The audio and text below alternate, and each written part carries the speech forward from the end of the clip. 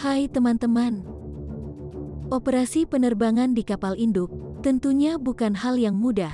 Dengan landasan pacu yang sangat pendek dan area landasan pacu di atas kapal yang tidak diam, dibutuhkan keahlian khusus dalam melakukan setiap tugasnya yang mana sangat berbeda dengan pengoperasian pesawat seperti pada umumnya ketika di daratan.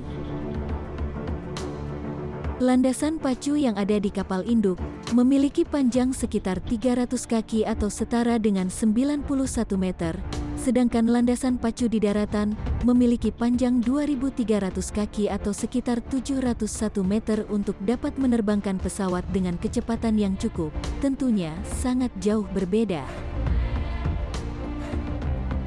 Lalu, seperti apa pesawat tempur dapat lepas landas dan mendarat di atas kapal induk?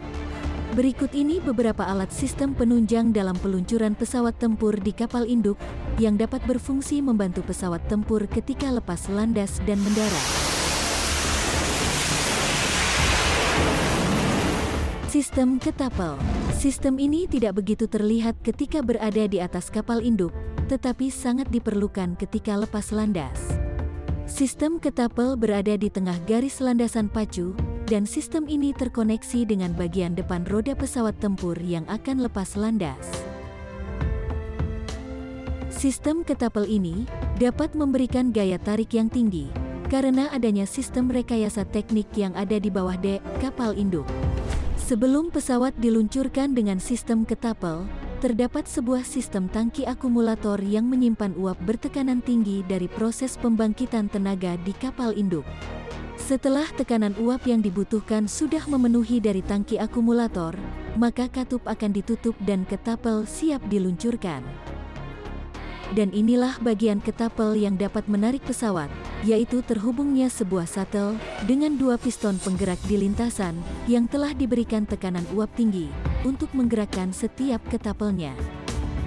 Untuk proses lepas landas, pesawat diposisikan di bagian belakang ketapel dan mengkaitkan tow bar di slot roda depan pesawat. Lalu shuttle akan bergerak dan menarik pesawat seperti kecepatan peluru. Ketika diluncurkan, pilot pesawat tempur akan mendapatkan gaya tekanan sebesar 4 graviti. Sistem ini berfungsi untuk memberikan kecepatan tambahan pada pesawat tempur untuk lepas landas, yang mampu memberikan kecepatan dari 0 sampai 165 knot atau sekitar 296 km per jam dalam waktu kurang dari 2,5 detik. Pesawat dapat diterbangkan dengan singkat di landasan yang pendek berkat ketapel peluncur ini. Sistem Jet Blast Deflector. Sistem Jet Blast Deflector ini sangat berkaitan dengan sistem ketapel dalam proses peluncuran pesawat tempur. Sistem ini memiliki peran besar dalam melindungi pesawat lain maupun personil dari tekanan mesin jet dari pesawat yang akan lepas landas. Tekanan setiap jet nozzle dapat menghasilkan tekanan angin dan panas sekitar 120 miles per jam atau sekitar 193 km per jam.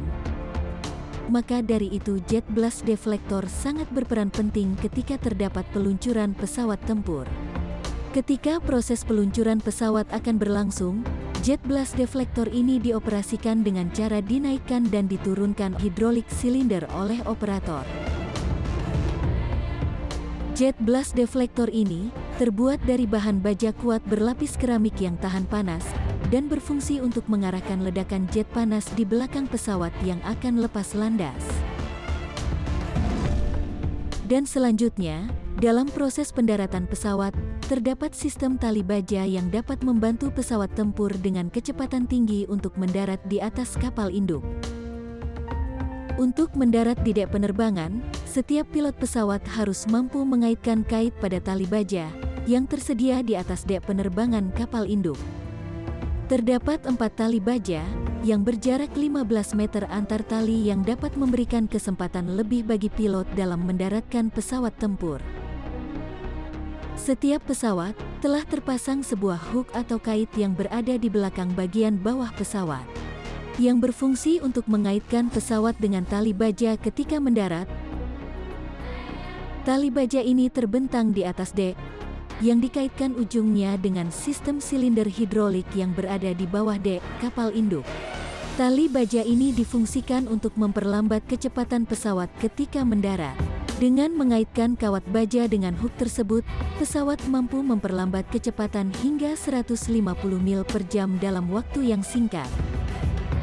Namun ketika pesawat menyentuh landasan pacu, pilot akan menambah kecepatan pesawat mencapai kekuatan penuh. Hal ini dilakukan karena seorang pilot mengantisipasi jika kait atau hook pendaratan tidak menangkap tali baja. Lalu yang diharapkan, pesawat harus segera lepas landas lagi dengan dorongan tenaga kecepatan tinggi tersebut.